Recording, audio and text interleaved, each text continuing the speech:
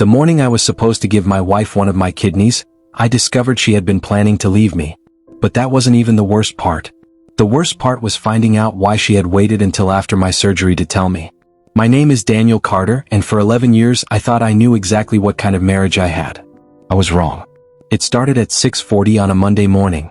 I was lying in a hospital bed, dressed in a gown that refused to stay tied, and running into my arm while nurses prepared me for surgery. Across the room, my wife, Vanessa, was waiting for the operation that was supposed to change both our lives. She needed a kidney, and I was her match. I'd spent months going through tests, consultations, scans, and evaluations. Every doctor asked me the same question. Are you sure you want to do this? My answer never changed. She's my wife. That morning, Vanessa reached for my hand. Daniel, she whispered, after this, everything will finally be normal.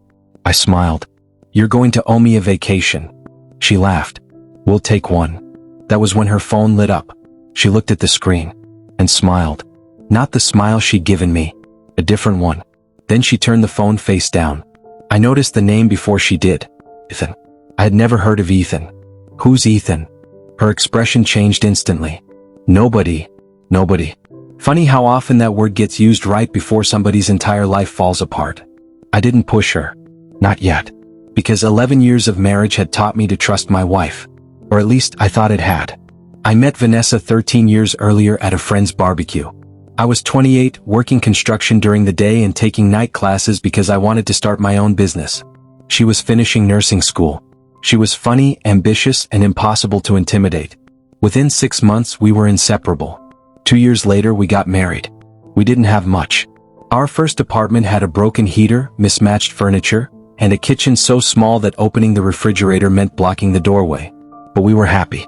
When my business finally took off, Vanessa was the person who celebrated with me. When her mother got sick, I was beside her every night. When we lost our first pregnancy, we grieved together. At least I thought we did. For years, we talked about growing old together. We even had a dream house picked out. A little place outside the city with a workshop for me and a garden for her. Then Vanessa got sick. It began with exhaustion. Then swelling. Then doctor's appointments. Eventually came the diagnosis. Her kidneys were failing. The doctors said a transplant was her best option. Family members were tested. Nobody matched. Then they tested me. I matched. When the doctor told us, Vanessa cried. She wrapped her arms around me and whispered, "You saved my life." I remember telling her, "That's what husbands do." I believed those words completely. What I didn't know was that, somewhere during those months of illness, my wife had started building another life. It happened gradually. She began staying late at her physical therapy appointments.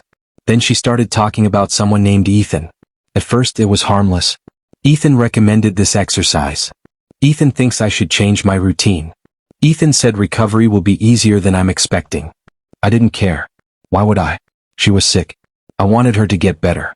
Then the appointments started lasting longer. Her phone became something she carried everywhere, even into the shower. And she started locking it. I noticed. But I didn't investigate. Because when you love someone, sometimes you don't ignore the warning signs because you're stupid. You ignore them because you're terrified of what they'll mean. Then 2 weeks before surgery, I found something. A hotel receipt. 2 nights. Under Vanessa's name. I confronted her. She stared at me for several seconds. Then she said, "It was for my sister." Her sister lived 3 hours away. And the hotel was 15 minutes from our house. I knew she was lying. But I still wanted to believe her. So I did. Until that morning. Until Ethan's name appeared on her phone. After she turned the screen over, she got out of bed and walked toward the bathroom. Her phone remained on the table. Then it buzzed again. I looked at it. One message. "Once you get through the surgery, we can finally start our life. He'll never know." I stopped breathing. I read it twice. Then a third time. Suddenly, every strange moment from the previous year lined up. The locked phone. The late appointments. The hotel. The secret conversations. And then I saw another message. "I can't wait to have you all to myself after Daniel gives you the kidney." My stomach dropped. She wasn't just cheating. She had planned to let me undergo major surgery for her, while secretly preparing to leave me afterward. I looked across the room. Vanessa was still in the bathroom. For months, I'd been preparing to give her a part of my body. And she'd been preparing to give our marriage to someone else. When she came back, I was sitting exactly where she'd left me. But something inside me had changed. Vanessa. She stopped. Yes. Who's Ethan? Her face went completely still. I held up her phone. She didn't say anything. How long? Daniel? How long? She sat down. Then she started crying. Not because she was sorry. Because she had been caught. 8 months, she whispered. 8 months. I looked at the clock.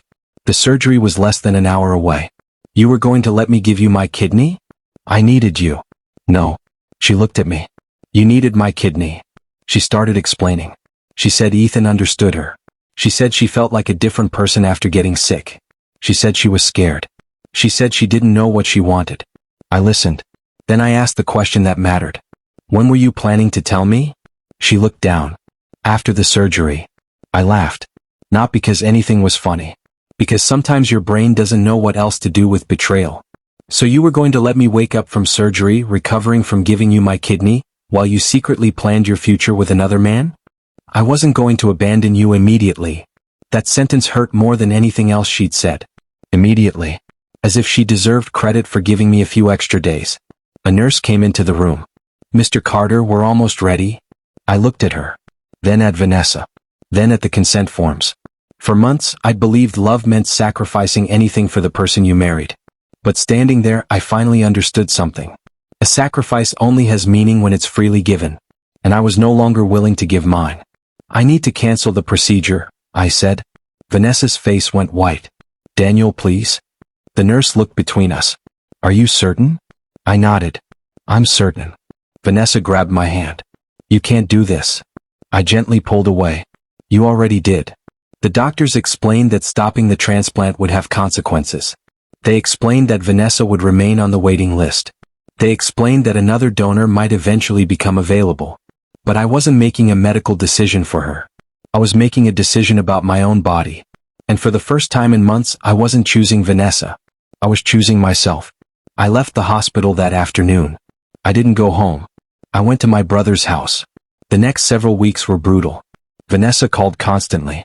Sometimes she apologized. Sometimes she blamed Ethan. Sometimes she blamed herself. And sometimes she blamed me. But I stopped listening. I filed for divorce. I sold the house we'd bought together.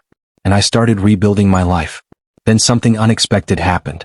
Vanessa's condition worsened. Months later, her doctor found another compatible donor through the transplant registry. A stranger. Someone who had never met her. Someone who didn't know her history.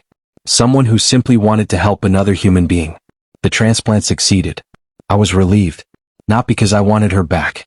Because despite everything she'd done, I never wanted her to die. A year later, I ran into Vanessa at a grocery store. She looked healthier. I almost didn't recognize her. She stopped when she saw me. Daniel. I nodded. Vanessa. She hesitated. Ethan left. I didn't respond. He left after the transplant. I looked at her. Why are you telling me? She swallowed. Because I finally understand what I threw away. I thought about that for a moment. Then I said, you didn't throw me away when I canceled the surgery. She looked confused. You threw me away 8 months before that. She started crying. I was sick. I was scared. I know. I wasn't thinking clearly. I know. Can you ever forgive me? I looked at the woman I'd once planned to grow old with. I already forgave you. Her eyes lifted. Then maybe. But forgiveness isn't an invitation. She went quiet. I walked away. Today I live in a small house outside the city. I have my workshop. I have the garden Vanessa once wanted. And finally I have peace. Sometimes I still think about that hospital room. About the kidney I almost gave away. About the woman I thought would spend the rest of her life beside me. And I've learned something I wish I'd understood sooner. Loving someone doesn't mean surrendering your right to protect yourself. You can love someone deeply and still walk away. You can forgive someone and still refuse to return. And sometimes the greatest revenge isn't destroying the person who betrayed you. It's building a life so peaceful that you no longer need them to regret what they did. If you were in my position, would you have canceled the surgery? Or would you have gone through with it anyway?